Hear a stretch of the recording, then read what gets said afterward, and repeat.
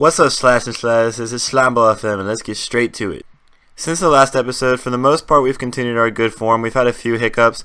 We lost in the 11th round of the cup just because I kind of played too weak of a team, and Brest took advantage of it. I thought we could play a more rotated side, but it didn't. It came back to bite us. And besides that, we had a tie here against Los Lille. Cristaldo ended up with a goal, which of course was surprising.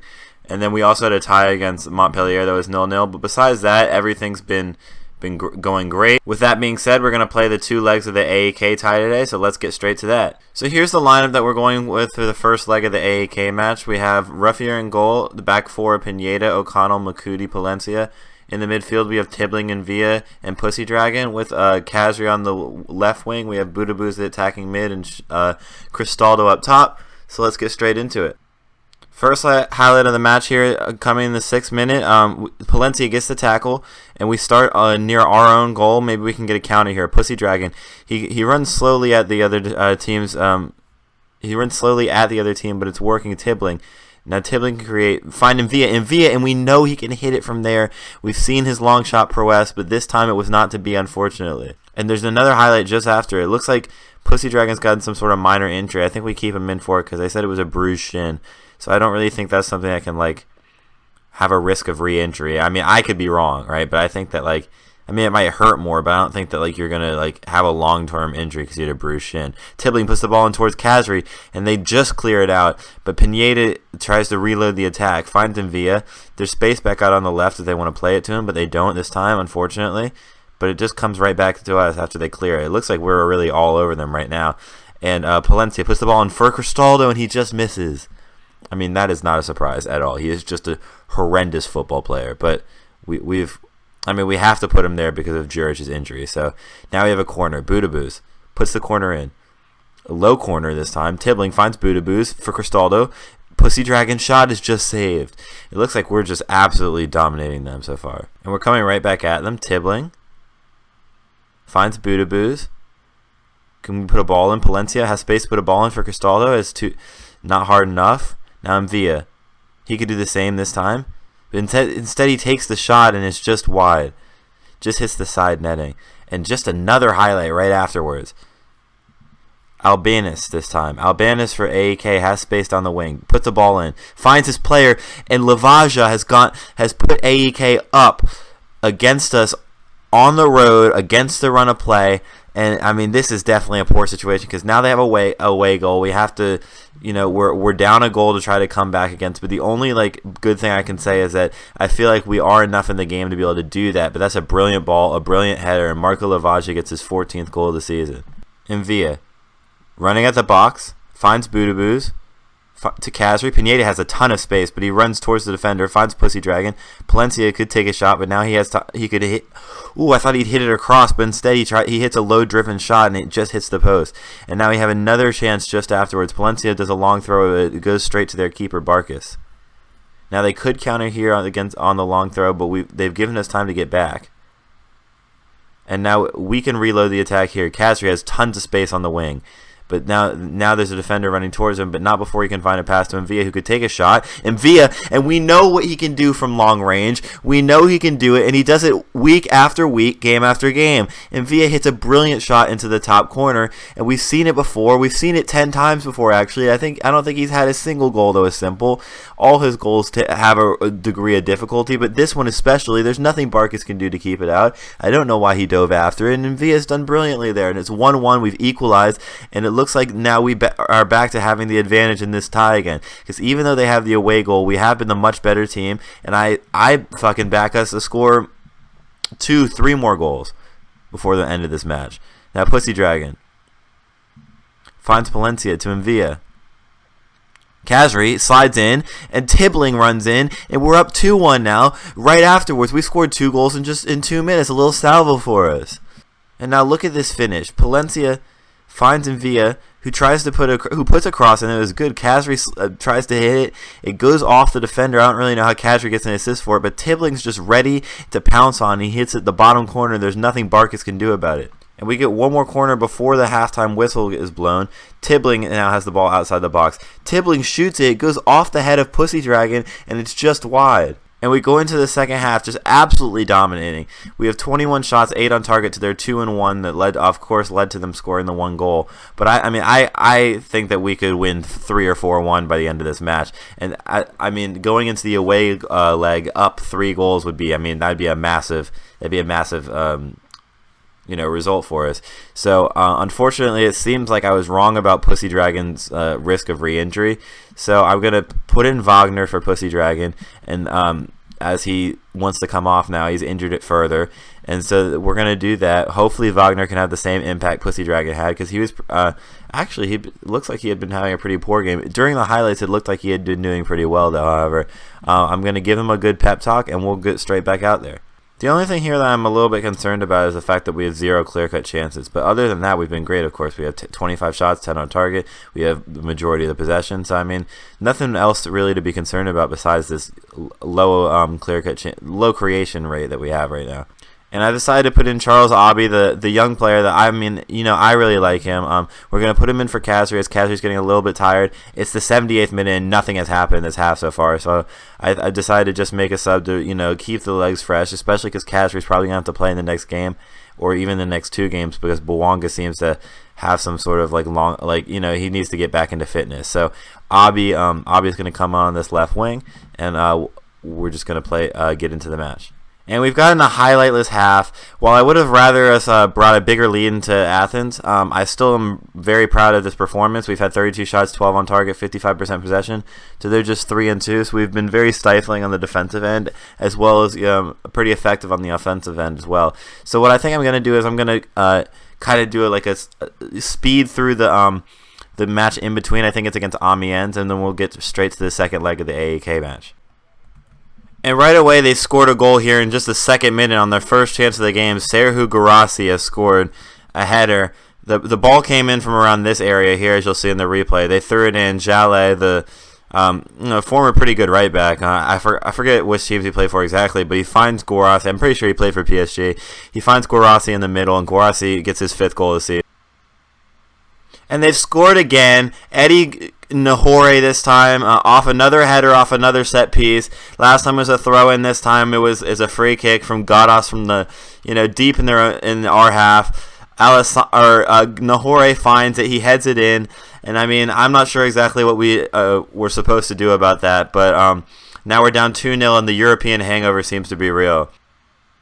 And Guirassy makes it 3-0, and it's all gone to shit.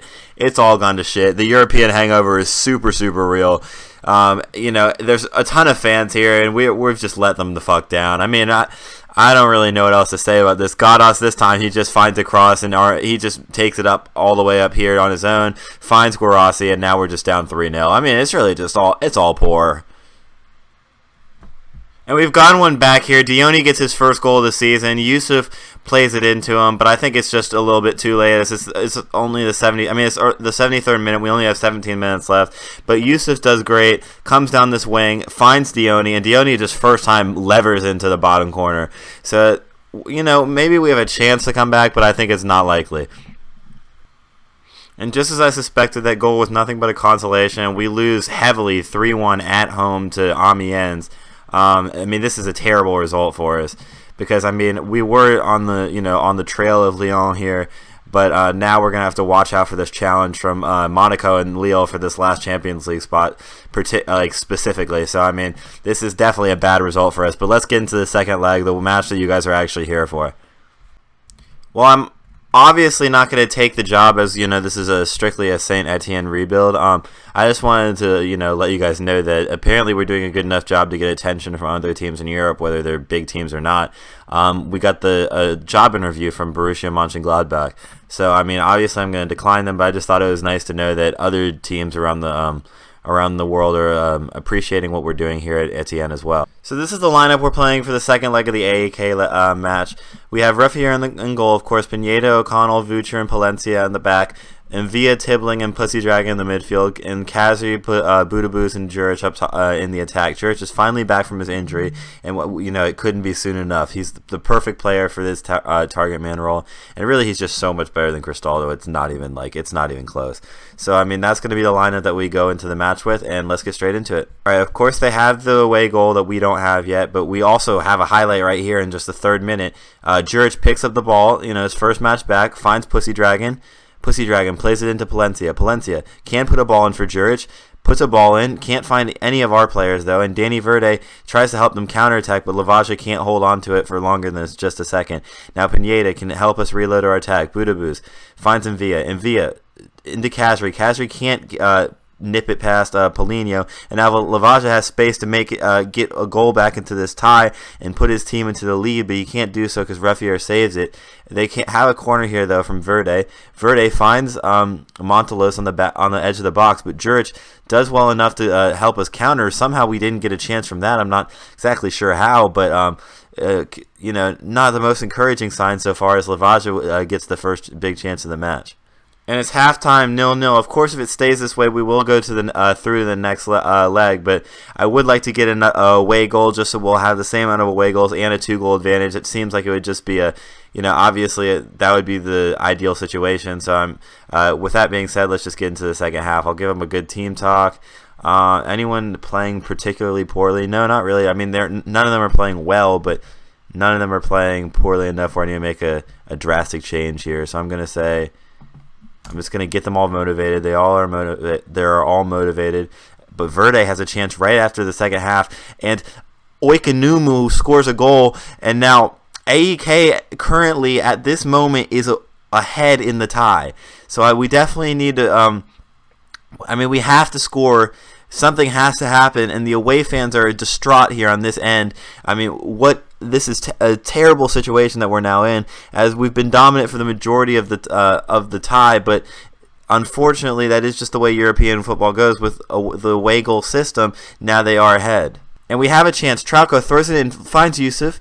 Yusuf tackles it. Yusuf shoots. Oh, and Barkas makes the save, but we have a corner right afterwards that's apparently also a highlight.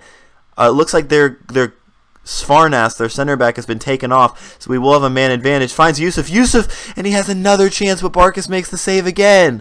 And now Budaboos puts the corner in. This time it's to nobody. Trauco gets the ball on the wing, and he can't do anything with it. But now we have a throw-in that's also a highlight. Budaboos could put a cross in, and Villa looks for Palencia, but he can't find him. And now they could counter. But that's a terrible clearance from their player. And now Vucer has time to pick out a pass. He does. Finds Envia. There's plenty of space on that right wing that Envia finds. Palencia could put a ball in. Finds Pussy Dragon. Pussy Dragon takes the shot. Pussy Dragon scores! Pussy Dragon scores! And it's 3-2. We have the away goal now. We're equal on away goals. We're 1 goal ahead. And, at this point, we have a massive advantage because if they score again, it would just be... it would just go to extra time versus... them just going ahead through on away goal. So that's a massive goal for Pussy Dragon, as right now we do have a 2-goal cushion. And I've decided to put in Cristaldo here for Juric just because he's, obviously just coming back from an injury.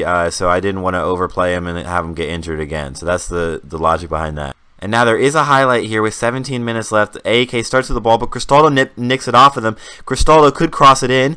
Finds Palencia. Palencia could do the same. Finds Kazri, and Kazri makes it 4-2 on aggregate, and we should be through to the next leg of the Europa League with a 2-2-1 victory so far, 1 at home, 1 away. This is a brilliant result for us, especially after the Ambience game. I was not sure if we were going to come in with the same, momentum that we need in order to make it to the next leg of the Europa League, but we have done so. We're up 2-1 against a pretty fierce challenge from this AEK Athens team. Although we have been the dominant side, we've had the majority of the shots, the majority of the possession, and we have another opportunity here. Kazri could find Cristaldo. He does. Cristaldo plays it out to Trauco. Trauco into Budaboos, and the volley's just wide. And we have what could be one last chance here. Budaboos into Cristaldo, and Cristaldo will never score. It will never happen. Cristaldo does not score goals, so I do not know why they crossed it him. They should have crossed it to anybody that had a man on him, because Cristaldo will never score goals. He's just there to be a body, but Yusuf can score goals.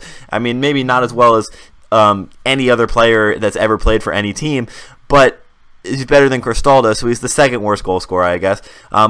Looks for Pussy Dragon. He can't find him. Trauco has space on the wing, but is tackled.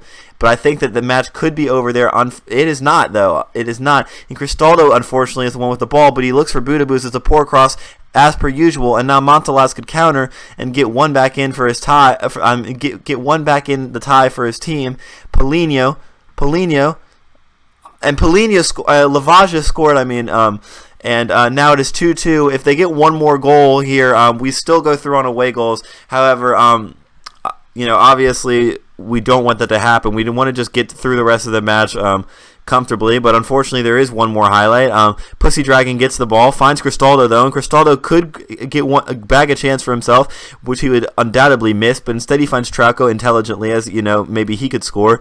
But now Giusis is countering, and Giusis could find a man, or he could just take it all on his own. McConnell runs after him, but he can't. O'Connell runs after him, but Ruffier makes the save either way, whether it's McConnell or O'Connell, and it looks like we are still going through the next leg of the Europa League, although it is a little bit more uncomfortable than I would have liked. We've still gone through the next leg.